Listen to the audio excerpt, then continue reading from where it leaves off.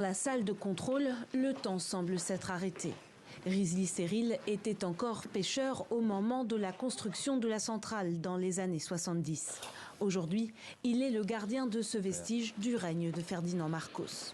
Ma mission ici est de faire tourner les valves et les moteurs électriques pour qu'ils restent fonctionnels. Jamais mise en service, la centrale nucléaire de Batan et ses plus de 2 milliards d'euros de coûts de construction est un symbole de la corruption des années Marcos père.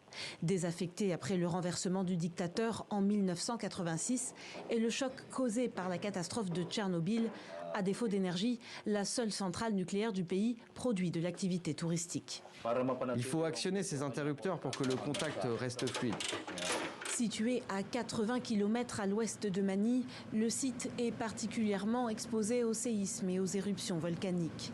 Malgré les risques, Ferdinand Marcos Jr., favori à la présidentielle, entend poursuivre le projet de son père et activer le réacteur.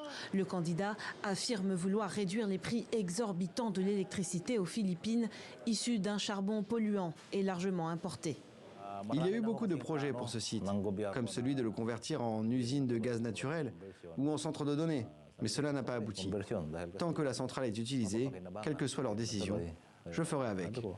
Si le 9 mai, Ferdinand Marcos Jr. remporte la victoire et mène à bien son projet, la rénovation des installations pourrait prendre au moins 4 ans et coûter environ 950 millions d'euros.